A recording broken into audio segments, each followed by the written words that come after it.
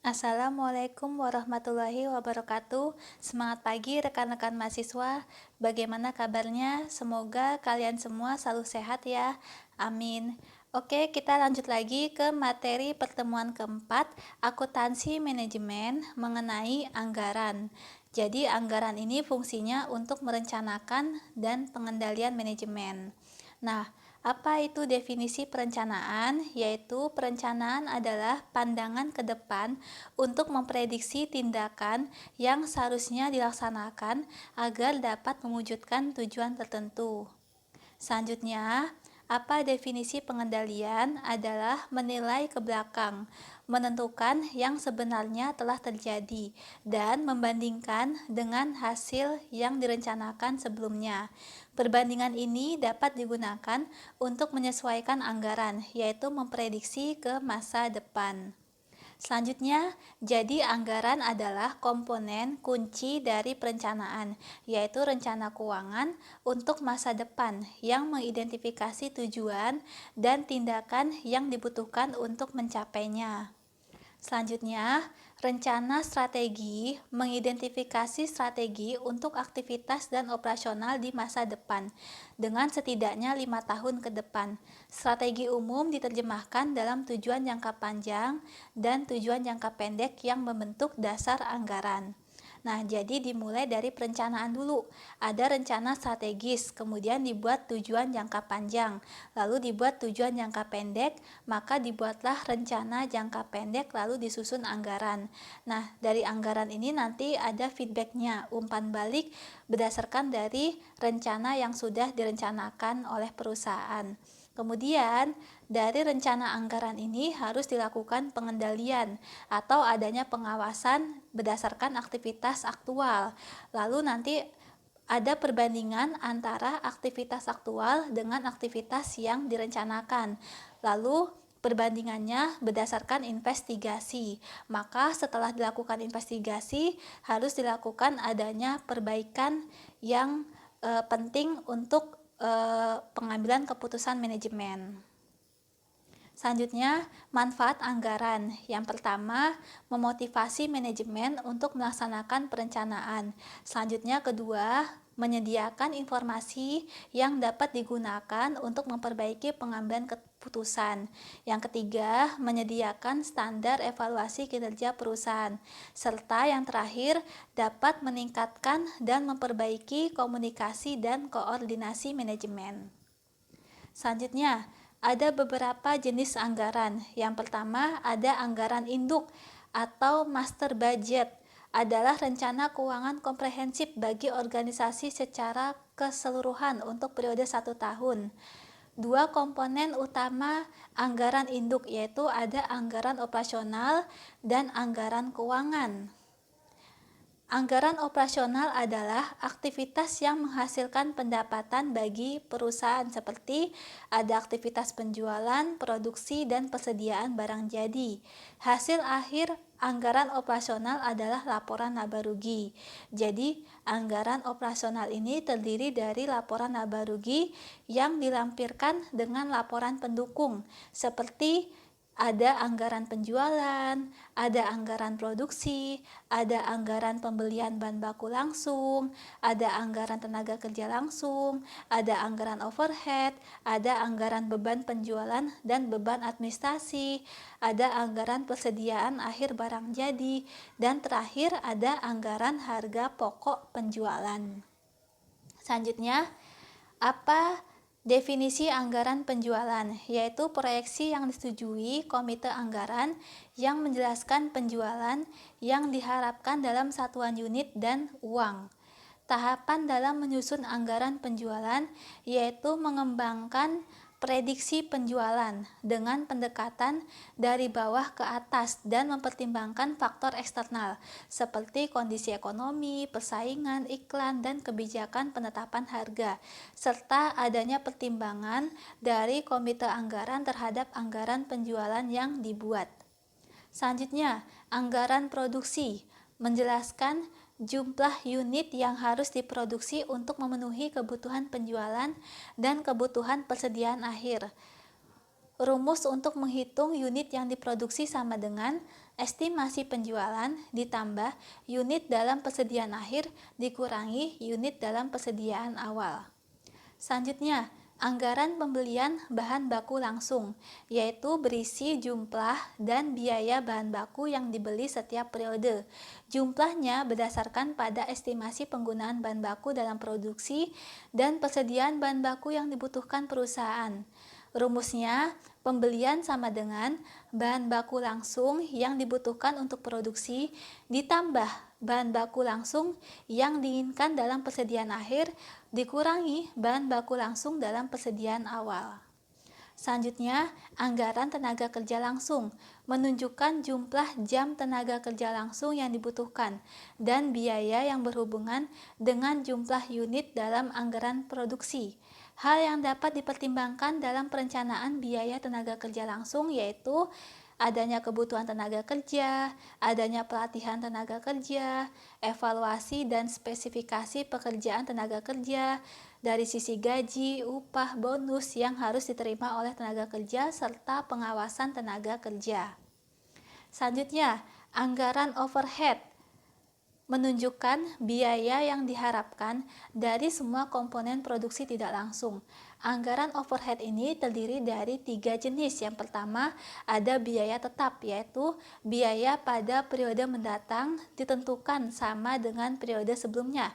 Contoh biaya tetap adalah biaya sewa gedung, biaya sewa mesin, biaya asuransi, dan biaya pajak.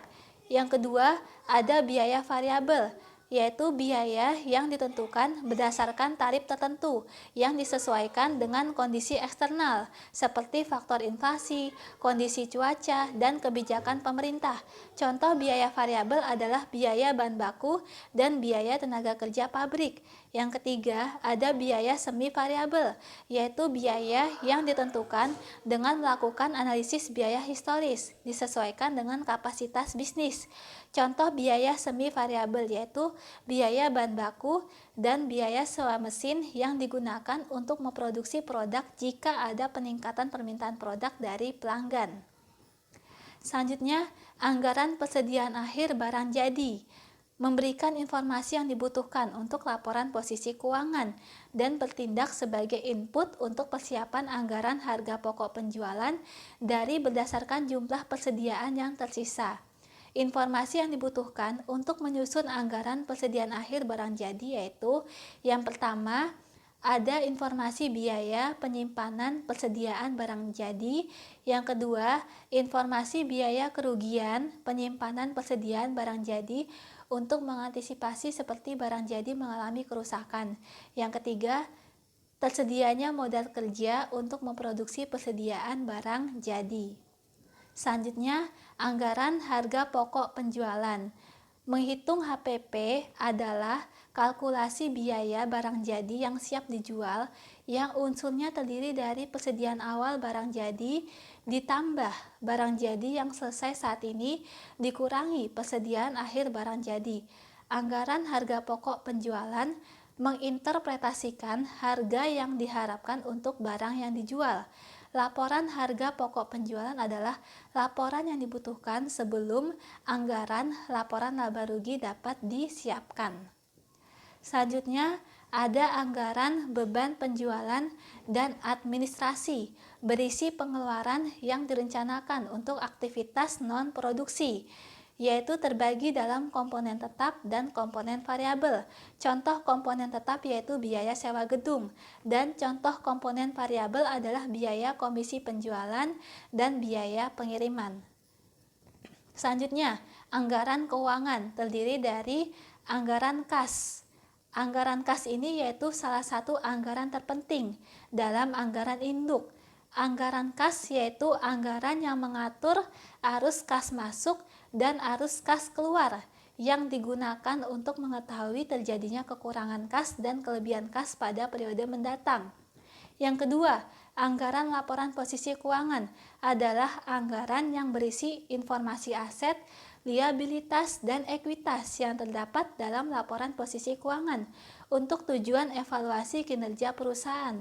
Serta yang ketiga, anggaran pengeluaran modal, yaitu anggaran yang informasinya pengeluaran modal yang digunakan untuk keberhasilan operasional bisnis perusahaan. Selanjutnya kita ke contoh soal anggaran kas. PT Astra menyusun anggaran kas untuk bulan Februari 2020. Pada tanggal 1 Februari 2020, perusahaan memiliki saldo awal sebesar 23.400.000. Pimpinan perusahaan mengestimasikan pada bulan Februari 2020 ini, perusahaan dapat melaksanakan penjualan tunai sebesar 40 juta dan penjualan kredit sebesar 100 juta. Perusahaan ini memiliki pola pelunasan penjualan kredit sebagai berikut. Yang pertama, 40% dari penjualan kredit diterima pelunasannya pada bulan yang bersangkutan dan mendapatkan diskon sebesar 3%. Yang kedua, 30% dari penjualan kredit diterima pada 1 bulan pertama setelah terjadinya transaksi. Yang ketiga, 2% dari penjualan kredit diterima pada 2 bulan pertama setelah terjadinya transaksi. Yang terakhir, 7% dari penjualan kredit diterima pada 3 bulan pertama setelah terjadinya transaksi. Data penjualan kredit yaitu bulan Januari 2020 sebesar 90 juta rupiah, bulan Desember 2019 sebesar 85 juta, kemudian bulan November 2019 sebesar 50 juta. Lalu perusahaan juga memiliki beberapa pengeluaran di bulan Februari, yaitu pinjaman ke bank sebesar 15 juta beserta bunganya 18% per tahun, lalu biaya asuransi sebesar 3 juta, biaya pembelian bahan baku sebesar 25 juta, biaya gaji pegawai sebesar 35 juta.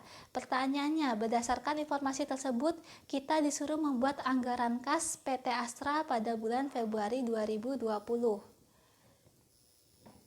Oke, selanjutnya cara menjawabnya yaitu yang pertama kita menghitung dari saldo awal kas tanggal 1 Februari 2020. Saldo awal kas tanggal 1 Februari 2020 sebesar Rp23.400.000. Kemudian ada penerimaan kas yaitu dari penjualan tunai sebesar 40 juta rupiah. Kemudian ada penjualan kredit. Nah, penjualan kreditnya ini perusahaan memiliki pola pelunasan. Yang pertama, 40% dari penjualan kredit diterima pelunasannya pada bulan yang bersangkutan dan mendapatkan diskon sebesar 3%. Maka penjualan kredit bulan Februari 2020 sama dengan 40% dikali penjualan kredit bulan Februari 2020 100 juta rupiah dikali 97%, yaitu 100% dikurangi diskonnya 3%, jadi 97%. Hasilnya penjualan kredit bulan Februari 2020 sebesar Rp38.800.000. Kemudian yang kedua, penjualan kredit bulan Januari 2020 yaitu sebesar 30% dari penjualan kredit diterima pada 1 bulan pertama setelah terjadinya transaksi. Berarti penjualan kredit bulan Januari 2020 sama dengan 30% dikali 90 juta rupiah. Hasilnya 27 juta rupiah. Kemudian pola yang ketiga, 2% dari penjualan kredit diterima pada 2 bulan pertama setelah terjadinya transaksi. Maka penjualan kredit bulan Desember 2019 sebesar 2% dikali 85 juta rupiah. Hasilnya 1.700.000 rupiah.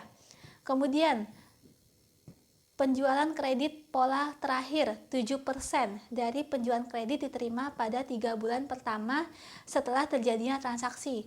Maka penjualan kredit bulan November 2019 yaitu 7% dikali 50 juta rupiah hasilnya 3.500.000.